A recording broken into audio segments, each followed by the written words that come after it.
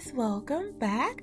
So Kevin Feige opened up recently about the upcoming WandaVision series in an interview with Variety magazine. Now this video will cover part 1 of that interview. Part 2 of the interview had to do with his involvement in Disney Star Wars, so definitely check out that video when it drops. WandaVision is being described as Marvel Studios' biggest gamble since the debut of the Avengers in 2012. As pointed out here, other Marvel divisions have ventured into series that are nominally part of the Marvel Cinematic Universe, like ABC's Agents of S.H.I.E.L.D. and Netflix Daredevil and Jessica Jones. But WandaVision is the first television venture produced by Marvel Studios proper, which is to say, by studio chief Kevin Feige. This is the same guy who spent the last 12 years shepherding 23 feature films in the MCU to historic, arguably industry-transforming success, as each movie knit together a larger tapestry of storytelling that culminated in 2019's Avengers Endgame and Spider-Man Far From Home. Despite this, I personally don't really expect the next phase of the MCU, feature films like Black Widow and Eternals, to do nearly as well.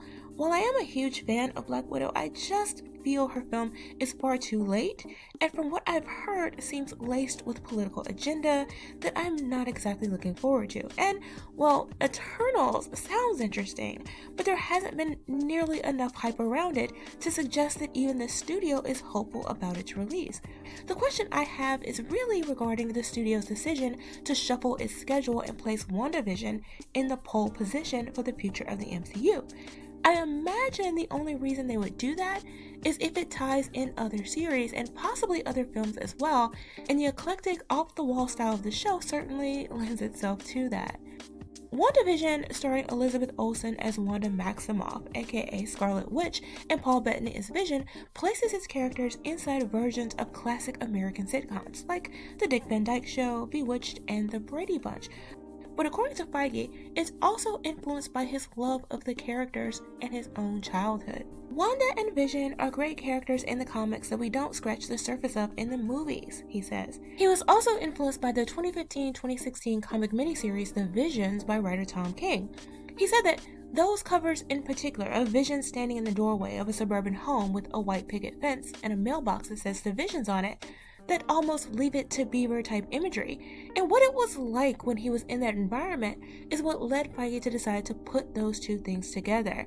And second, doing what is now their first DisneyPlus series had to be done in a way that it couldn't just be a movie. In fact, it won't be just a long movie on DisneyPlus. He said it felt great to do something that could only be done for television. WandaVision, from showrunner Jack Schaefer and director Matt Shakman, is radically different from anything Feige and Marvel Studios have done before. But what are your thoughts? Are you excited for WandaVision?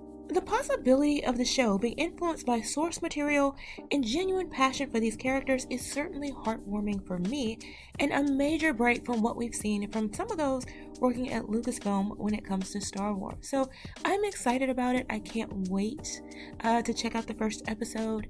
But let me know what you think in the comments below. Thanks for watching. Remember to like, comment, share, and subscribe, and I'll see you next time.